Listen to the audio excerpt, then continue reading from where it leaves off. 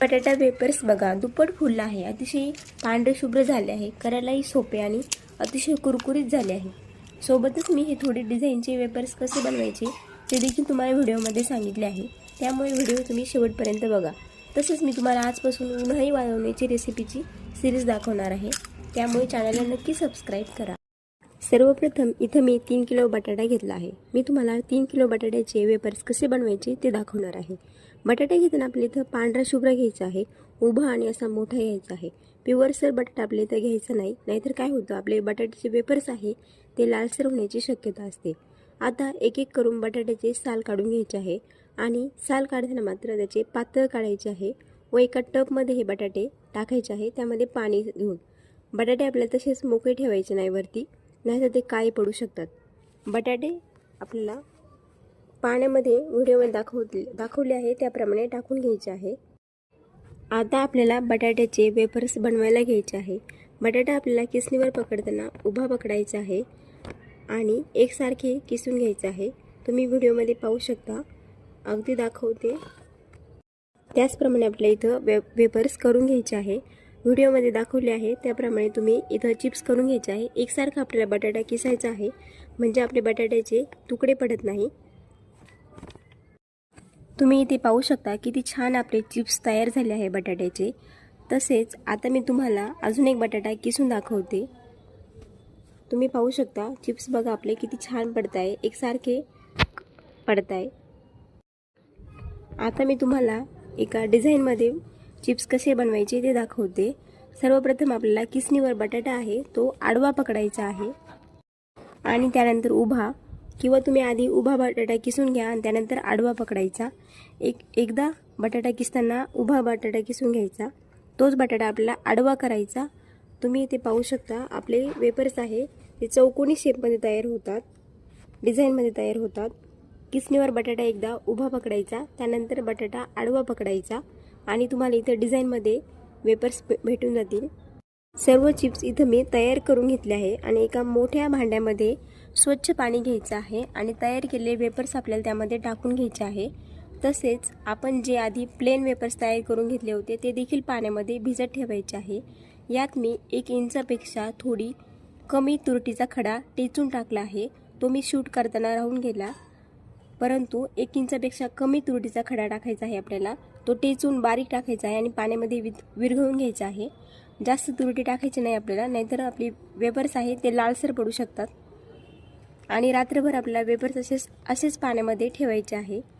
आता सकाळी 2 पाण्याने वेपर्स मी इथं स्वच्छ धुवून घेतले आहे आणि एका चाळणीमध्ये ते काढून घेते।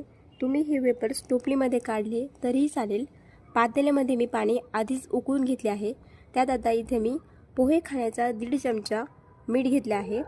जास्त मीठ आपल्याला इथं वापरायचं नाही आहे, व्हिडिओमध्ये पुन्हा दाखवते मी। पोहे खाण्याच्या 1.5 चमच्याने मी इथं मीठ घेतलं आहे।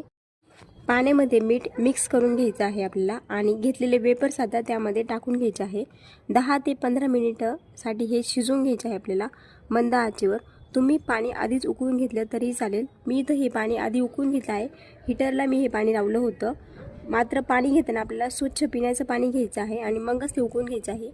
हीटर किंवा तुम्ही इथं चुलीवर गरम करून घेतलं तरीही चालेल, त्याने काय होतं फक्त गॅसची बचत होते आणि टाईम देखील आपल्याला कमी लागतो। 15 मिनिटानंतर इथं आपले वेपर्स तयार झाले आहे। हाताच्या साहाय्याने तुम्ही इथं त्याचा तुकडा करून पाहू शकता, तुम्हाला कळेल आपला चिप्स शिजले आहे की नाही। ते मी एका चाळणीमध्ये काढून घेते आणि दुसरी बॅच देखील इथं मी त्याला शिजवण्यासाठी टाकते, परंतु हे वेपर्स शिजवताना इथं मी फक्त अर्धा चमचाच मीठ टाकणार आहे। फक्त आधी आपण 1.5 चमचा मीठ टाकलं आणि आता अर्धा चमचा मीठ टाकणार आहे।